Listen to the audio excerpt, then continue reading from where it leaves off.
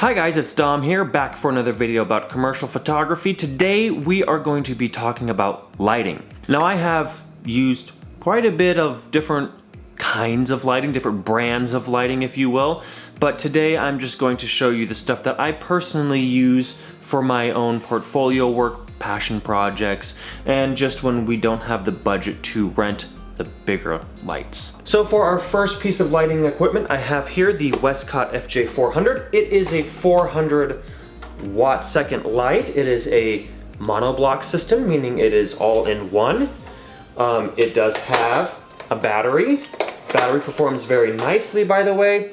But the Westcott FJ400 was a great choice for me because I really liked the fact that the trigger was a universal trigger, meaning I can put it onto any camera and I can shoot and I can fire the flash using high-speed sync or non-high-speed sync, of course. So that is really great for my educational workshops and stuff like that. When there's different camera brands, anyone can use this flash system and it's great. It's really, really nice. Now, I love this Westcott FJ400 system because not only is it that, but this LED screen is super, super nice. It's very bright. It has a very nice modern digital look compared to something like a Godox 8400 Pro. I really like this. It is easy to see in harsh daylight, so that is really, really nice. The Westcott system is a great option because it's fairly inexpensive. I got mine for, what did I get mine for? About $500, maybe a little over $500, but totally worth it. Another thing that makes this Westcott FJ400 absolutely fantastic is the fact that the color accuracy is really, really good out of this flash. It gets very accurate colors, which is great for doing product stuff and just getting really good skin tones. This is really, really good at that. So as far as the power goes, 400 watts is definitely more than enough for most people. It's good enough to overpower the sunlight in bright midday conditions, but it's also good for product photography. When you have this thing at full blast, I can shoot at ISO 50, f16 and like 1/200th of a second through a big giant 50-inch modifier, which I have right here, by the way. So that's really nice that this thing is pumping out a lot of power. It's definitely a great step up from something like a speed light, but it's also not too crazy with power. So this is a great kind of middle of the road strobe. So yeah, the Westcott FJ400 is definitely a great strobe for a beginner strobe, if you want to call it that. Definitely recommend Westcott FJ400. So the next piece of lighting equipment that I use is this guy right here. This is the Godox 80-1200 Pro. It's 1200 watts of light, or power in this case. But yeah, this 1200 Pro is great when my FJ400s are just not enough. There have been a few times where I have had to shoot in very harsh mid-daylight, but the client wanted a big giant soft light, and the 400s, they just did not cut it. This definitely cuts it because this is 1200 watts, so it's basically 3 of my FJ400s all in one. Now, this is what we call a pack and head system, meaning there are 2 different parts to the strobe. There's the head system, and then there's also this part. And this is the pack part of it. Now, why is this 2 different parts? Because if there was a 1200 watt monoblock light, thing would be absolutely massive.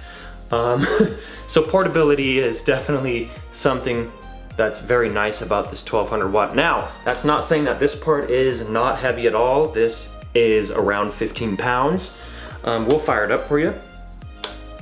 If you can hear that, the instant you turn this thing on, the fan kicks on because there is just so much, there's so much heat generating from this strobe at there. Holy goodness, that is at half power, by the way. So the 1200 watt thing, it's a lot, and it needs to cool this whole thing off. Now, the pack also has ventilation port right here as well.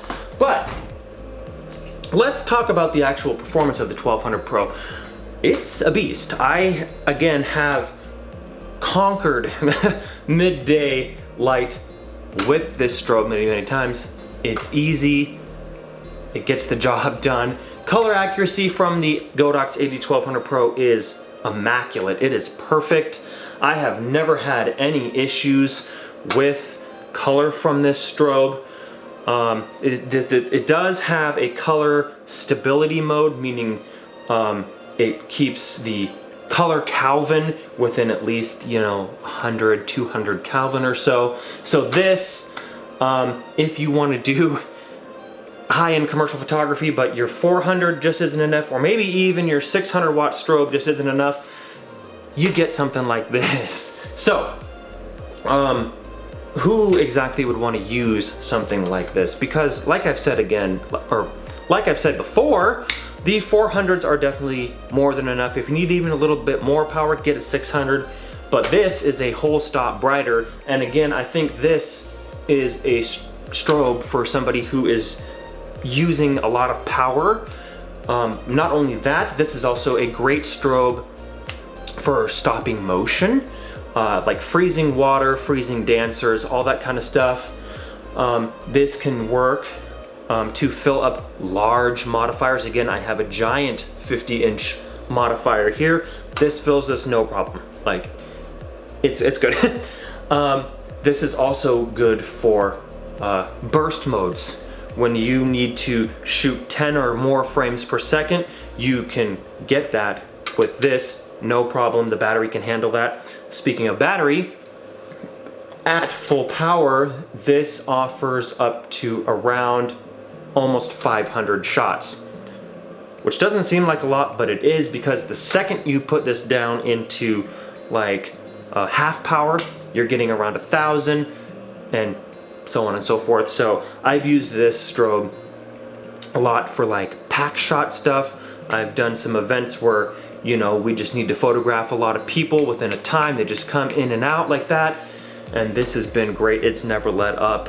The most it's ever done was maybe take 1 notch off of my battery. But I did use this for a big 3-day event and it did really well. It only took up 2 notches out of the 3, and we were shooting a lot. I think we did maybe 400 shots per day, which is a lot, by the way. And this held up great. It did great. So, the 1200 here is great for people who need power, who want to freeze action, who want to shoot a lot of frames, or just somebody who needs to kick off a lot of frames, like a pack shot, or if you're shooting, a big event and you're doing a lot of headshot kind of style stuff. This does great with that. So, yeah, the Godox AD1200 Pro is a great light. It has served me very well. So, those are the 2 lights that I use. And they are definitely more than good enough. I do want to talk about some of the higher end options. Profoto and Broncolor. These are very nice strobes. These are kind of what the higher end professionals are going to be using, and these are the lights that you would probably want to rent out if you had the budget, because everything that the Westcott and the Godox it is just that top tier notch. 2 or 3 notches above those. The color accuracy is incredible. The burst rate, the short flash durations are absolutely incredible. But all of this does come with a price. If you want to get into these top end strobes, a good Profoto kit is going to run maybe $5 grand base price. That's without the modifiers. So, and then the Broncolor strobes, they run maybe $2,500 a piece, and they can easily get up into the $20,000 to $30,000. Same with the Profotos.